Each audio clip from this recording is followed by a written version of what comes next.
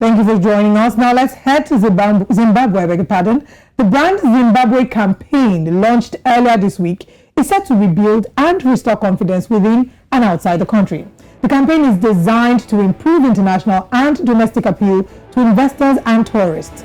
Zimbabwe has over the years suffered from both local and international media, which has dampened investors' confidence in the southern African country, losing skilled and qualified citizens to neighboring countries such as South Africa and the diaspora at large. Now, in recent weeks, the country also suffered embarrassment from the South African Limpopo province MEC as she castigated the Zimbabwean leadership for not providing good health care for its people. Before, Zimbabwe was well known for being the breadbasket of Africa and also renowned for growing top-quality flu-cured tobacco and a high literacy rate amongst its citizens. However, all of that has been eroded by challenges that have faced the country over the years. Joining us from Zimbabwe is the Chief Facilitator, Brand Zimbabwe, Professor Agostino Zacarias. Good morning, Professor. Thank you for joining us this morning. Professor, if you may please unmute your microphone so we can hear you. Whilst you're doing that, we want to understand what the concept of Brand Zimbabwe is, and the fact that some of the view that it might be distracting from what the actual issues the country is facing. No, it's not distracting from what the country is facing. As a matter of fact, it tends to reinforce the effort that the country is making to change the image and change the essence of what the country is about.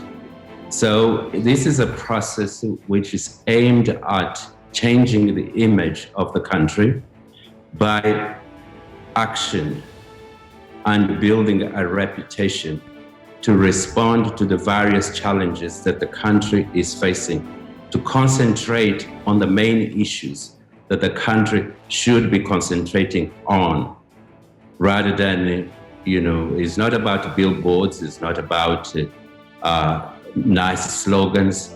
It's about identifying the actions that should be going into the issues that Zimbabwe should be dealing with as one, and not as many groups or as many political parties, but it has Zimbabweans, essentially has Zimbabweans.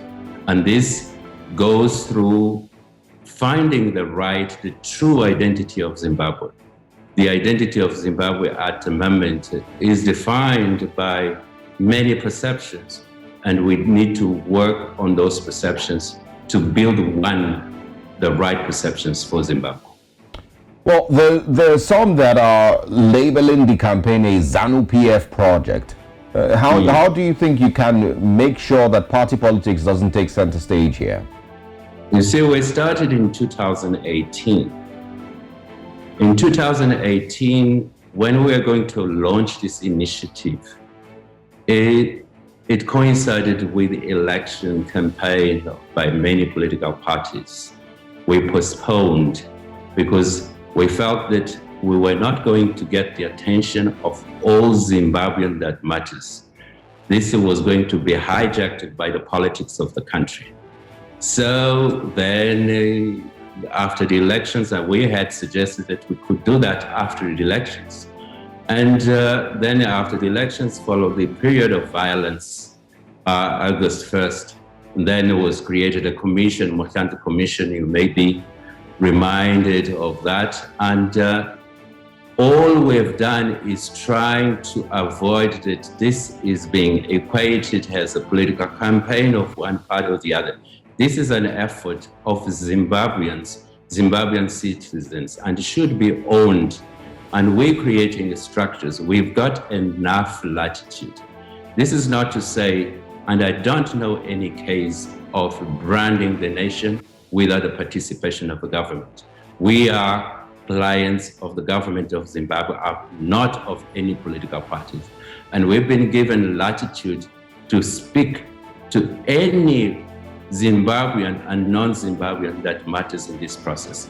And since 2018, I've engaged political parties, I've engaged the opposition, I've spoken so many times with Mr. Chamisa himself, and other leaders of the political parties that participate in the framework called POLAT. So we are mindful that this process should not be hijacked by politics, but stay in discussing and trying to find the identity, the true identity of the Zimbabwe.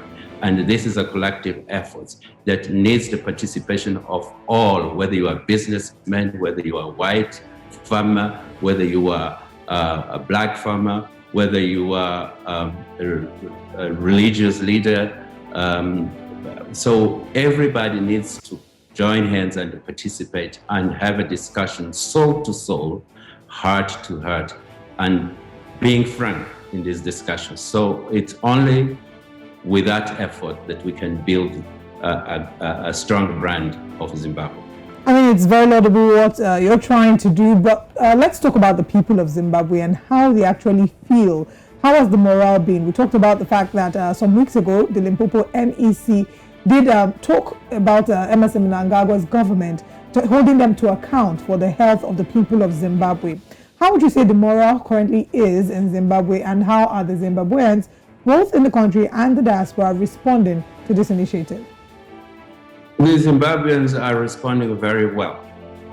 I think they realize that they need to do something for their own country, and no one is going to do that for them. That's why, you'll find the Zimbabweans, doing a lot of good work, whether it's in New Zealand, whether it's in England, whether it's in South Africa. South African tourist industry, if you are touring around restaurants, you find the Zimbabweans doing a good job. They are contributing to build a global society. You find the nurses in South Africa, in Zimbabwe, working in South Africa, working in England, working in New Zealand and all these countries. They are contributing, but they need to do something about their own country and turn this country into a preferred destination, a place where they can be proud in working and living with it. So we think that this process is galvanizing all the Zimbabweans to make an effort to change. Remember, I said this is about action. It's not about propaganda. Is Zimbabweans willing to change their country and doing something in their own country? We are engaging the diaspora. We're engaging everybody who really wants to contribute. We are saying, give it a chance. Discuss. Come and have a seat and discuss with us about your identity, about things that concern you, about things, about where you want to take your country, whether you want your country to be known as it is known now, as a country that you can't live in it, a country that makes it difficult for people to work in. Professor, this need change. Yeah, there is so much that needs to be discussed, and we certainly will follow up with you to see how this rebranding goes, and we wish you all the best. Thank you so much for joining us this morning. Thank you very much. Thank you for the opportunity.